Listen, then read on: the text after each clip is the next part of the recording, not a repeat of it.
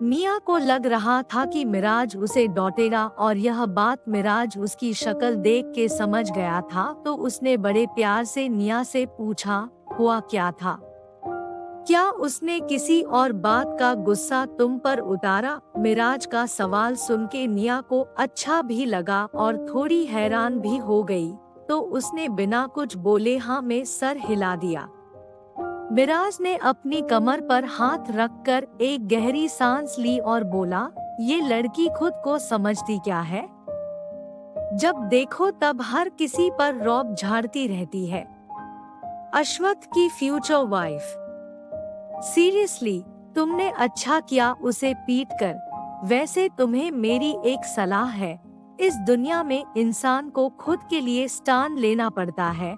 अगर चुपचाप सहती रहोगी तो दुनिया तुम्हें और दबाएगी। जो तुमने आज किया, अगर यह पहले ही कर दिया होता तो शायद इतना सफर नहीं करना पड़ता। निया मिराज को देखे जा रही थी और आरा के चेहरे पे मुस्कुराहट खेल रही थी। वो बोली, भाई आप निया को ऑइंटमेंट लगा दीजिए, मैं ना भाभी को देख कर आती हूँ। अश्वत्थ भाई कह रहे थे कि उन्हें कुछ चाहिए। निया और मिराज के कुछ रिएक्ट करने से पहले ही आरा रफू चक्कर हो गई। अब सिचुएशन ऑकवर्ड हो गई थी। निया ऑइंटमेंट लगाने की कोशिश करने लगी। मिराज बोला, दिखाओ मैं हेल्प करता हूँ। निया एकदम से हड़बड़ा गई और उसके हाथ से ऑइंटमेंट नीचे गिर गया। जब वो उसे उठाने के लिए नीचे झुकी तो उसी वक्त मिराज भी झुक गया। दोनों के हाथ एक दूसरे से 10 इंच हुए। वो दोनों एक दूसरे को देखने लगे और फिर निया ने एकदम से अपना हाथ पीछे कर लिया। मिराज ने निया को देखा जिसकी नजरें झुक गई थी। मिराज के चेहरे पर एक हल्की सी मुस्कुराहट आ गई और वो ऑइंटमेंट उठाकर निया के सामने कॉफी टेबल पर बैठ गया और उसे देखने लगा। एम्बेरस होते हुए बोली, इट्स ओके मैं कर लूंगी मिस्टर मल्लिक।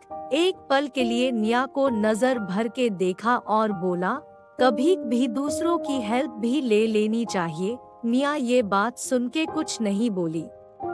शायद उसकी खामोशी उसकी हाथ थी। मिराज उसके करीब गया और निया के गालों पर ऑइंटमेंट लगाने लगा। निया के चेहरे पर लगे निशान देख के उसे चाय पर बहुत गुस्सा आ रहा था। जख्म निया के थे पर दर्द उसे हो रहा था, और जब मिराज की उंगलियां निया के गालों को छू रही थी तो निया को गूज़बम्प्स आ रहे थे। ऑइंटमेंट लगाते लगाते मिराज बोला, एक बात बोलूं? निया एक पल के लिए सहम गई पर अगले की पल बोली, हो पूछो। मिराज सीधा उसकी आंखों में देखते हुए बोला, तुम मुझसे कभी ठीक से बात क्यों नहीं करती हो? मैं हमेशा वशिष्ठ ग्रुप में काम के सिलसिले से आता जाता रहता हूँ, लेकिन तुम हमेशा मुझे इग्नोर करती हो। मुझसे ऐसी क्या दुश्मनी है जो मेरे हाय हेलो का भी रिप्लाई भी नहीं देती? क्या मैं इतना बुरा हूँ? मिराज का इतना सीधा सवाल सुन के निया हड़बड़ा गई। उसने नहीं सोचा था कि मिराज उससे ऐसा सवाल करेगा। वो समझ नहीं पा रही थी कि क्या बोले, और उस ऑकवर्ड मोमेंट पर उसके मुंह से बस आधे अधूरे शब्द निकल रहे थे, जी जी।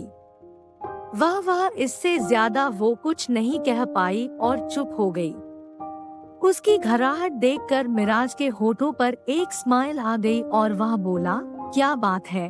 मीटिंग्स के टाइम और ऑफिस स्पेस में तो तुम बहुत कॉन्फिडेंट रहती हो, तो अभी मेरे सामने हकला क्यों रही हो? मैं तुम्हें खा नहीं जाऊंगा, मैं वेजिटेरियन हूँ। डोंट वरी और हकलाना बंद करो, मैं भी तुम्हारी तरह इंसान ही हूँ। ओके। निया कंफ्यूज होकर मिराज को देख रही थी और उसे मिराज की बातों का मतलब समझ नहीं आ रहा था। मिराज बोला, चलो आज फ्रेंडशिप कर लेते हैं। फ्रेंड्स? ये कहकर मिराज ने अपना हाथ आगे बढ़ाया। निया एकदम से चौंक गई और बोली, FRR D तो मिराज बोला, हाँ क्यों? मुझसे दोस्ती करने में दिक्कत है? चलो मैं तुम्हें कभी बुली नहीं करूँगा। निया समझ नहीं पा रही थी कि ये हो क्या रहा है।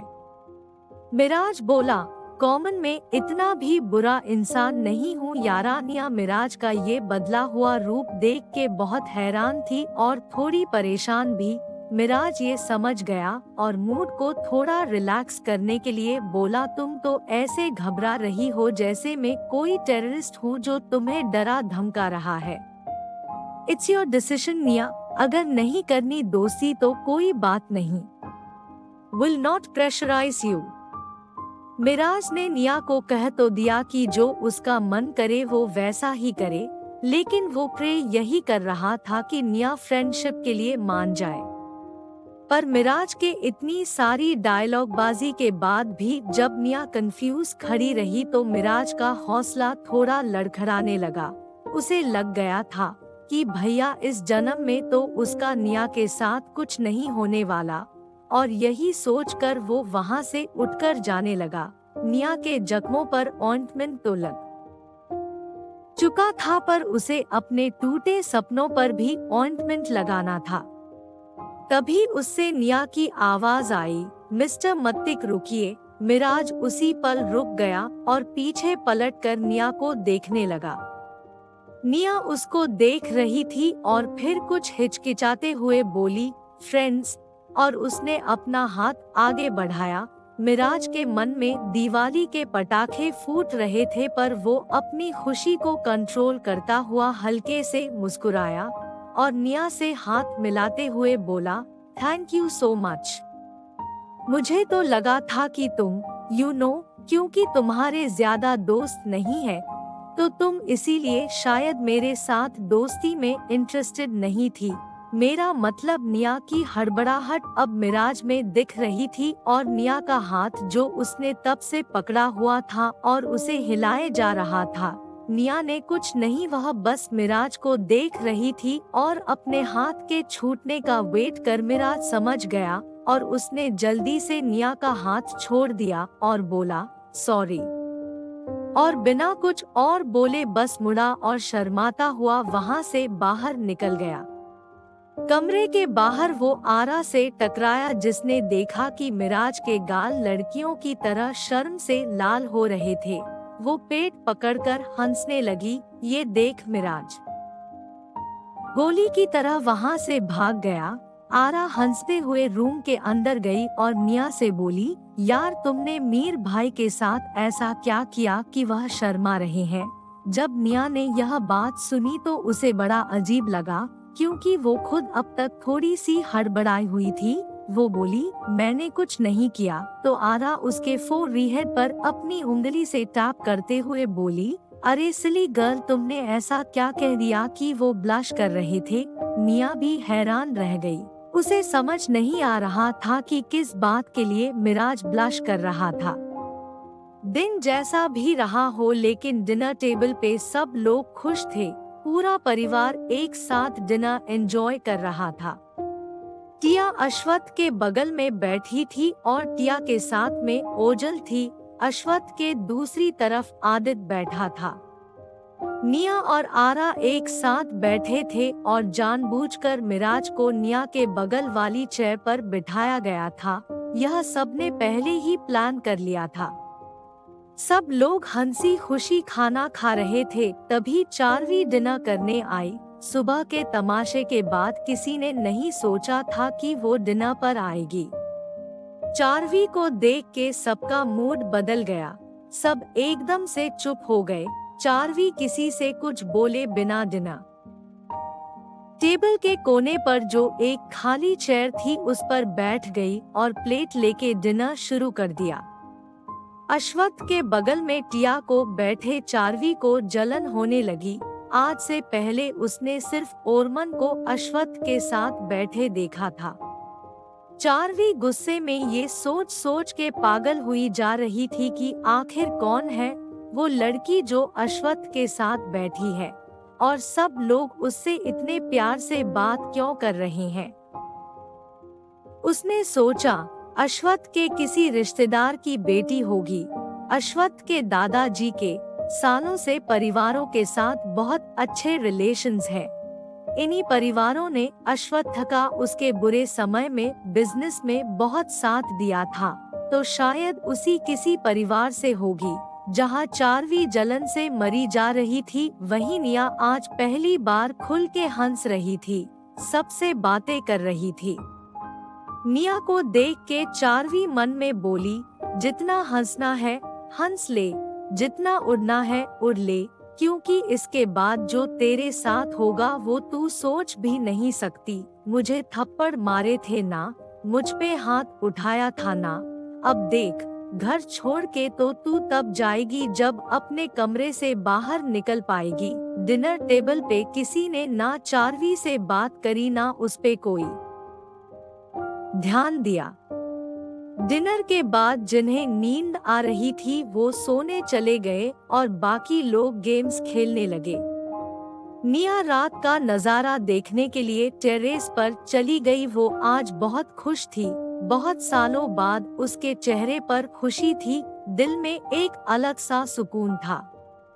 अब जहां निया रात की चांदनी में खोई हुई थी, वहीं टिया अपने कमरे में जाकर सीधे बिस्तर पे गिर गई। उसे अब भी नींद आ रही थी, जबकि वो दोपहर में सो चुकी थी। मिराज का दिल सुबह से बेचैन था। आखिर निया ने उससे दोस्ती करने के लिए हाँ जो कर दी थी। निया के ख्यालों में खोए मिराज ने ऊपर आसमान की तरफ देखा तो उसे निया अकेले टेरेस पर खड़ी नजर आई। वो उससे बात करने के लिए ऊपर गया। निया को अपने ख्यालों में खोया देख वो बोला, सहाय फैमिली से कैसे डील करोगी, कुछ सोचा है? अब तक तो तुम्हारी सौतेली बहन ने नमक मिर्च लगा करके अपने माँ बाप को सब बता भी दिया होगा। निया बेफिक्र होकर हंसते हुए बोली, आप चिंता मत करिए, मैं पूरी प्लानिंग के साथ आई हूँ। Don't worry. मिराज चौंक गया और बोला, प्लानिंग के साथ? क्या मतलब? निया हंसते हुए बोली, यहाँ वेकेशन खत्म होने के बाद मैं यूरोप जा रही हूँ। मैंने वहाँ जॉब के लिए अप्लाई किया था और मेरा सिलेक्शन हो गया, और मेरी एक दूर की कजिन है, वो मेरी हेल्प कर रही है। उसी ने मेरा एयर टिकट और वहाँ रहने का इंतजाम कराया है। मैं अपने सारे डॉक्यूमेंट्स, अपनी सेविंग्स साथ लाई हूँ। मैं इस वेकेशन के बाद सीधा यूरोप जा रही है। सारी बात सुन के मिराज के पैरों तले जमीन निकल गई और उसे अंदर ही अंदर बहुत दर्द हुआ। कहाँ वो अपनी लव स्टोरी स्टार्ट करने की सोच रहा था, पर यहाँ तो उसकी लव स्टोरी शुरू होने से पहले ही खत्म हो गई थी। निया को इतना खुश सब बताते देखकर मिराज ने अपनी फीलिंग्स जाहिर नहीं होने दी। वो चुप रहा और वाइन पीने लगा और फिर कुछ देर बाद बोला, अगर तुम्हारे डैड ने तुम्हें खोज लिया तो क्या करोगी? उसकी प्लानिंग भी की है या नहीं? निया मिराज की बात सुन के हंसते हुए बोली, डोंट वरी मिस्टर मलिक, मैंने बिजनेस की पढ़ाई की है, मेरा दिमाग इतना भी कम नहीं है। मुझे अच्छे से पता है वह मुझे खोजेंगे। मैंने उसका भी इंतजाम किया है। मेरे पास चारवी की कुछ ऐसी गहरी काली करतूतों के सबूत है जो अगर बाहर आ गए तो सहाय परिवार की इज्जत की धज्जियां उड़ जाएंगी। तो उन्होंने अगर मेरे साथ कुछ भी करना चाहा तो मैं भी उनकी इज्जत के बारे में नहीं सोचूंगी। मिराज बोला, दैट्स ग्रेट, तुमने काफी लंबी प्लानिंग कर रखी है। You are a perfect planner. तुम्हारे दिमाग की तो दाद देनी होगी। वैसे तुम्हारा कोई बॉयफ्रेंड है? जब यह निया ने सुना तो उसे थोड़ा सा अटपटा लगा। बात क्या हो रही थी और ये सवाल क्या था, पर थोड़ा यहाँ वहाँ देखने के बाद उसने बोला, मैं सिंगल हूँ। मुझ जैसी बोरिंग लड़की का बॉयफ्रेंड कौन बनना चाहेगा, और वैसे भी मुझे कोई शौक नहीं है इन सब में पढ़ने का। मिराज बोला, तुम बोरिंग हो यह तुम सोचती हो, मुझे तो तुम काफी इंटरेस्टिंग, टैलेंटेड और समझदार लगती हो। मिराज का जवाब सुनकर निया उसे देखने लगी। मिराज ने उसको देखा, दोनों की नजरें पल भर के लिए मिली, फिर निया ने एकदम से अपनी नजरें फेर ली। फिर दोनों काफी देर तक चुप रहे। मिराज निया को निहारे जा रहा था और निया उससे नजरें नहीं मिला रही थी, पर उसे ये एहसास था कि मिराज उसे देख रहा है। फिर कुछ हिम्मत करके निया ने मिराज को देखा। वो वाइन पी रहा था। निया और मिराज के बीच हो रहे आंखों खेल को आदित्य, ओरियन, कुशाल, व्योम और आरा छुपकर देख रहे थे। आदित्य बोला, यह मिराज का बच्चा एकदम उल्लू है। हम लोग उसकी सेटिंग कराने की सोच रहे हैं और वो है कि यहाँ बोरिंग बातें कर रहा है। ओरियन बोला, यू आर राइट, इसका कुछ नहीं हो सकता।